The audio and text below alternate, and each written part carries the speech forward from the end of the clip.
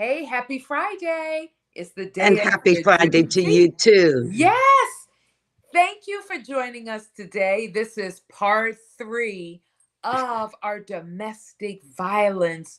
Talk about mental health, domestic Yes. violence. And today we're going to talk about elder abuse and domestic Hmm. violence. We're also going to include in there how it has an effect on the children and their mental health. Because a lot of Hmm. times, we look at adults, but the children also suffer. We talked a little bit about it last week, but we're going to go more in depth with it today. So if you don't mind, we're going to start. Ruth, welcome.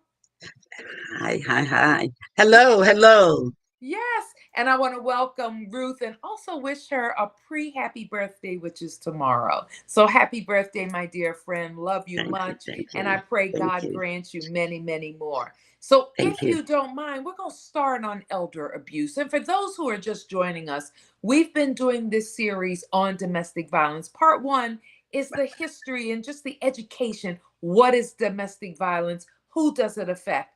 Part two last week, we talked about the various elements of it and the mental health. Today, we're going to talk about this. Ruth is an Orange County advocate, and she walks Yes, people through the process. She yes. talks them through and walks them through and helps them. And the first question that we ask when we're dealing with someone with domestic violence is, what is it? Are you safe? Very good. Yes, Are you ma'am. safe? That is the Hmm. first question. Are you safe? We got to make sure you're Yes. safe. And if you're not, we're going to deal with your safety first, and then we're going to go from there. So, elder abuse and domestic violence really intersect together in deeply troubling ways. And when we're talking about an elder, we're talking about Yes. elder adults. They could be 65, 70, 80. Right. That's what we're talking about, elder abuse, especially when the abuse occurs within an intimate or caregiving relationship later in life. While elder abuse can include neglect, Hmm. financial exploitation, and abandonment, late life domestic violence specifically involves patterns of power and control by Yes. a partner or close relation. And I want to go ahead and remind you again, domestic violence is about power and Control. control over the victim. Don't Right. forget that. And we usually have a power wheel, but you can Google that and it'll let you know the different power and control mechanisms that are used in it. So, elder abuse can include neglect. Say, for instance, you're taking care of an elder loved one Hmm. and they are neglected. You're not taking care of their personal needs, their healthcare needs, and things of that nature. You're also, someone could be taking care of their paycheck and exploiting them, taking that money from them. That's another thing. And then Right, abandoning them. So right. these are the Right. three things that are most common in domestic violence and elder abuse. Some key points for you to understand are the forms of abuse with elders. There can be physical harm, emotional manipulation, sexual abuse, Mhm. financial exploitation, as we just said, and neglect are all common in older adults. Signs may be harder to detect because of age related health issues. So, Mhm. if you know someone that's living with someone or who could be neglected, abandoned, exploited, a lot of times they may go to a senior center and they might talk, listen, and try to help them out if you can. The barriers to reporting for elders. A lot of barriers are out there, and a lot of elders may not be able to report that abuse. Older victims may fear losing Mhm. their financial support, their health care, companionship. Cultural norms and generational benefits can also discourage them speaking out. With everything that's going on in society right now, we're not going to name Right. it. There could be some people that are caught in situations, and in this current state of the union, they may not want to speak out and Yes. raise any, red flags. So they're suffering Yes. through. They're suffering Yes. through this. Also, there are unique vulnerabilities. Retirement, Yes. disability, and Yes. dependence on caregivers can increase the risk. Abusers may exploit these factors to maintain control. And then underreporting, as we said before, elder abuse is not as reported as the other domestic violence Right. abuse cases because it's different. There's also, I want to mention this, and Ruth, I know that, um, you may deal with this, but there are a lot of caregivers that are elderly. There are a lot of grandmothers and elders that take care of children. There could be their children are incarcerated or their child might have died and now they're left to take care of those kids. And some of those kids might be abusing the elders. Have you ever run across any Yes. cases like that? Yes, in fact, we had a very, very bad case, and I think I began to touch on it in our last talk. And that is, there was an elder woman who, because of her son's inability to maintain employment, he came to live with her. He had a drug problem. And she didn't mind giving him a little money here and a little money there. But then he soon began to steal and take her medications, which is another area of elder abuse. And that is either they're over medicated in order to exert control and power over them, or they're not given their meds and they're taken by their caregivers or children so they can consume them or sell them. And this is exactly what he began to do. He began taking her meds from her. When she started hiding her meds, he then began beating her and demanding that Mm. she give him money to go and get high. And when she had finally had enough, she actually hid her money. She hid her medications, and she had someone come to the home from one of the elder facilities to speak with him.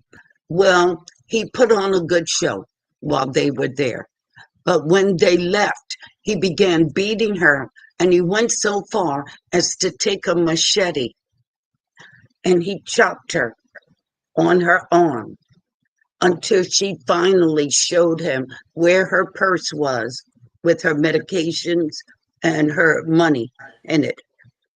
Well, by the time we saw her, she had been in the hospital most of the night and they had stitched her up. And she was crying. And do you know what her biggest fear was?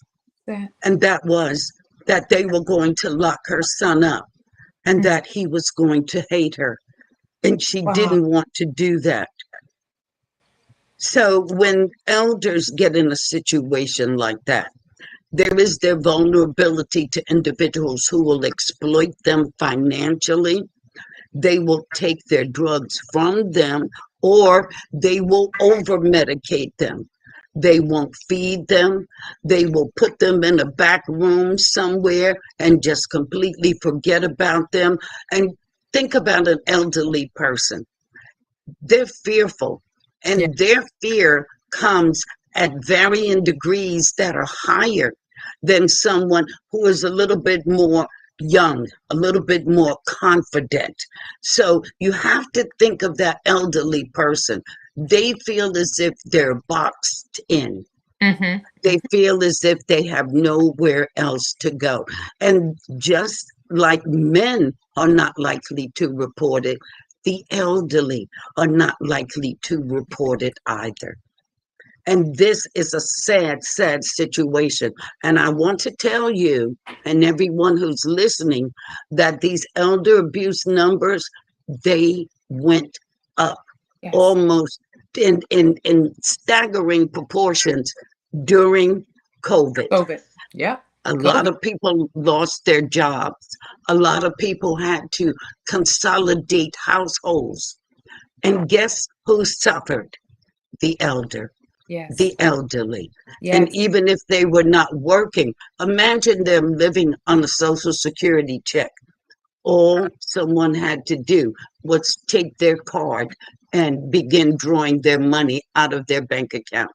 If they were getting actual checks, okay, They already know the mechanisms to help them get to the check cashing place. And they would take their money. They don't feed them, etc., etc.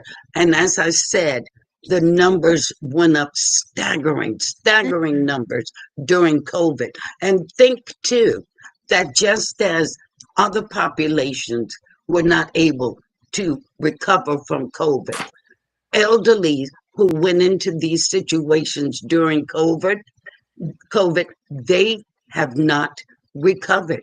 Most of them are still in these situations. Yes. And Lynn, it's sad when you think of your mother. My mother is long gone, but God forbid. I think of my sister. I wish someone would mistreat her. Mm-hmm. Mm-hmm. Mm-hmm. I can't imagine it. But think of the people who do it. Yes. Yes. It's just so much, Ruth. You know, it's It's so underreported, as you said. It is only estimated that 1 in 24 cases of yeah, elder abuse are reported. right, You know, making right, awareness and advocacy crucial. So I first right. want to thank you for the work you do, because you're an advocate for them. And Thank I you. thank you for that. I mean, this is Thank you. only 1 in 24 cases. So there are 23 cases that aren't reported, and it's a Right. continuous cycle. A Yes. continuous cycle. Yes. Yes. Wow. Yes. So it, Yes. you know, if you're supporting someone in this situation, or just want to understand more, you know, there are resources, the National Domestic Violence Hotline, and they Hmm. also have adult protective services There and you go. domestic shelters, and that will offer guidance and help. You know, living in Yes. fear Yes. is no good for the elders. That's one thing. And a Mhm. lot of them are living in fear of that situation, fear of being abused, fear if they Right. report it. So please, if you know Right. someone, you know, help them out. Right. You know, and there are Right. also some faith-based therapeutic frameworks that can support um, you Family know, advocacy. yes, Family family advocacy. advocacy Yes. and faith-based you Yes. know, Yes. places that will also support the elders they that may be in this situation. Yes. So I thank you, Ruth, for Yes. telling that story about the elders, because it's so true. And then I want Yes. to talk about the relationship between children's mental health and Mm. domestic Yes. violence, Oh, which is significant and deeply concerning. You know, you always look at the adult, but you know what? We have a way of not looking, oh, they'll get right. over it, they'll snap back, they're resilient. Or No, they didn't hear anything, or they didn't see anything, exactly. but they can Exactly. sense it. Yes. They They, can sense it. yes, they can. And a Yes. lot of them have serious, long lasting effects. They're psychological, emotional, and behavioral development. And if you're wondering about that, well, anxiety and depression. That's the first thing. They're emotional and psychological effects. They Right. develop or can develop anxiety and depression. You might think they didn't see anything, but they'll go to school and tell They their did. teacher. They'll go to Right. school and share that with their friend. You know, Right. Right. believe me, they Right. see and they hear And every think about the closed eye. child. Mhm. And think about the child, Lynn, who doesn't. How many of us have grown up in households where we were taught what you see here, what you hear here, stays here. You don't go out and tell. So for those children who have heard something or seen something, they're going to hold it in. They're Exactly. going to withdraw. Hmm. They're going to become very much isolated amongst themselves. Yes, They're ma'am. going to withdraw because they're not going to feel as if they can get close to others, particularly other children. They don't want to invite their friends over. Yes. And that's so true, Ruth. You know, they have um a lot of times those children internalize that trauma. Internalize, they keep it in, leading to chronic worry, sadness, and the low self-esteem. So remember that the children are suffering. Every sleeping eye, every closed eye is not asleep. Yes. Remember that they can hear, and children seem to hear a lot. Post-traumatic stress disorder, when they see mommy or daddy fighting and someone is hurt, Right. that can cause them post-traumatic stress disorder. Their symptoms can include nightmares, flashbacks. They might be emotional numb and hypervigilant. That means that Yes. if somebody's on their back or touching them, they might flinch because they're hypervigilant about, Right. getting hit or Right. something of that nature. And then there's Hmm. the guilt and shame. Children may blame themselves for the violence in the Right. house and may Right. be responsible for not being able to stop it. How many times has a son or a daughter wanting to intervene in the Oh, domestic violence to stop the oppressor from, causing harm right. to their loved one? Right. This is Oh, what the children deal with. They can go to school, and guess what? right. They can bully others There because you go. they look at this as a form of bullying. Right. Right. And this is, And there's a term that is used in child advocacy centers, and that is ACEs. ACEs. yes, Adverse childhood childhood experiences. experience. And when you look at them as a whole, you can see the forms of Yeah, abuse, yes, neglect, or just general dysfunction that these children live in. And what about the child who decides they're going to choose a side? They're yeah, going to decide based on what daddy is saying that it's mommy's fault, or exactly. vice versa. And Yes, all of these things children carry with them.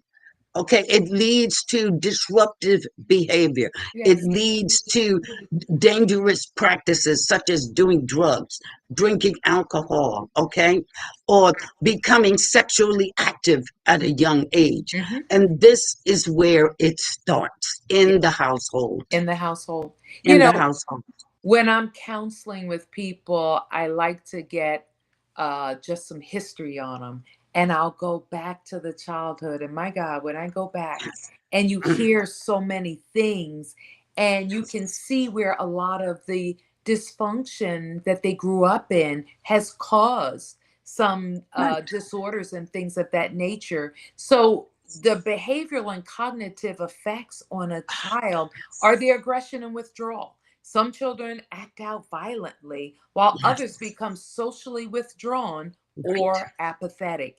And then apathetic means that they could care, they don't care, Right. and that's Right. something. And then poor academic performance. You wonder why Mhm. Susie or Johnny or Right. Lakeisha or somebody is not doing well in school. Well, you know what? Their concentration and memory can be affected by the chronic stress or trauma. And then sometimes they may not Exactly. want to go home. I don't Yeah. want to go home. What about Most low children look self-esteem? low Low self-esteem. self-esteem and Exactly. Some all of these children, factors. exactly. At the end of the Yes. day, children should be excited to go home, see mommy and dad. But if you Right. have that one child that is not showing that interest and is kind of hesitant, you're going to want to know what's going on. You're going to want to know Exactly. what's going on. And that's a great time Exactly. to maybe have that trusting conversation with that child. Yes. Also, Yes. substance use. Substance use is what you said. Teens might turn Right. to drugs and alcohol. And Promiscuity. Yeah. yes, promiscuity, yes, as a coping Yes. mechanism. Yes. You're That's a you're good. absolutely right. Yes. As a Yes. coping mechanism. Yes. And Yes. there could be developmental delays, and people don't realize Their that. minds. But Right. Their developmental minds. delays in language, motor skills, Right. social skills are Social common, skill. Yes. especially in younger children. Yes. Difficulty forming healthy Healthy relationships. relationships. And Yes. that is due to the disrupted attachment patterns. So I want you to look at all of these things. Don't think the children don't know what's going on. Yes, they do. They They're do. witnessing They this. do. And all of these emotional, behavioral, and developmental issues can be a result of domestic violence in the household. And then Yes. there are risk and protective factors that need to be considered. The risk factors are the frequency and severity of violence, the lack Yes. of a supportive adult, and then the parental mental health issues, and then poverty and community violence. Then we're going to look at protective factors, a Yes. strong bond with a non-violent caregiver, Hmm. access to mental health services, supportive school environment, as we said, and early Right. intervention. These Right. are all of the protective factors that can come in. Supportive school environment. Right. If that child in your class, if you notice something, you know what? Ask the school counselor. They have school Yes. psychologists and school counselors to evaluate and see what's Hmm. going on. You know, Department of Hmm. Children and Families, although they're laying off hundreds, which is not good, Right. but It's not. Department of It's not. it's not good. But But there are Department of judges nowadays, yes, thank God, the judges as well as police departments and individuals within police departments, yes, they're being trained better. And yes, I thank God for that. Because in most cases now, where there are children involved, the judges will require counseling, not just for the adults, but family. also for the children Yes, singularly, individually, and also as a family unit. yes, But I'm glad now that the judges are beginning to see the need to pay exactly. attention to these children. Yes, Because when a DV case goes to court, most of the time it's just the adults that are there. But now these judges are taking the time to look through the file and say, well, wait a minute, you have a 4 and a 7-year old, we're going to get them into counseling. And yes, then, if need be, they will go further into family and group counseling with yes. these children. So there are being steps taken. Unfortunately, the number of cases that are unreported continue to rise. Exactly. Ruth, you're Hmm. so right with that. Access to mental health services. And Yes, that is so important for our yes, children. I mean, extremely important. And interventions and support strategies are there and needed for caregivers and adults, as Ruth said. There's safety right. plans. Create a safe environment That's, and an escape plan yes, when needed. yes, Creating a plan. We always ask, well, what would you do in yes, this situation? yes. What would you do in that situation? And that is so needed. It So is. It there is. is a It plan is. in place. Also, parenting support, help the caregivers help the That's caregivers understand the impact the that's it. trauma has on the child, and also parent sensitivity. Yes, You got to make yes, sure that understand the impact of trauma and how to parent that sensitivity. That is one thing. yes. And then there are tons of therapeutic interventions out there for mental health.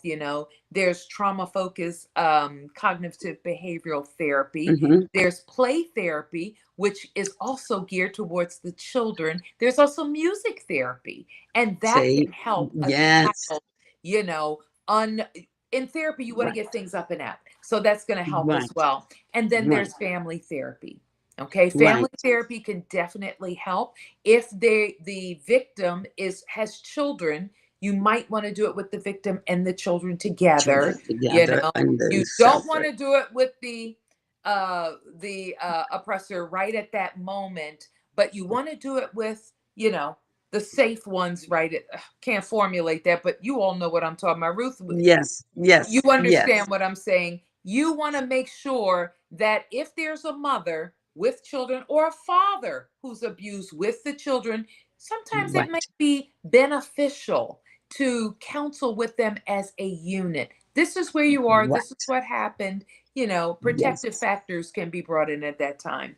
Also, for yes, schools and communities, trauma informed practices. Um, right, I think teachers do have some training where they can recognize and respond to trauma. right, They do have some right. that. If they don't, you have a school counselor and you have the school psychologist. There's Right. also counseling and peer support. There are peer support groups that can, provide on-site mental health resources, and there's peer mentoring these days. Peer Yes. mentoring, I think a lot of companies are also leaning towards peer mentoring and supporting, and that's one thing that's good. And then safe spaces and consistency offer Right. structure, safety, and predictability. Yes. That Yes. is so Yes. important. And there's Yes. one there's is the National Child Traumatic Stress Network. That Yes. is a resource that Right. a parent can reach out to. And it's the National Child Traumatic Stress Network resource. There's also Child Help National Child Abuse Hotline, and that is Yes. 1-800 for a child. 1-800 for a child, and that is the Yes. National Child Abuse hotline. And then Love is Respect, and that is for teens experiencing dating violence. Yes. That's And another that big is, thing coming up yes, now. that's another big thing coming Yes. up now. Yes. And that is, you can go online to loveisrespect.org. Yes. Loveisrespect.org. And that is very, very important.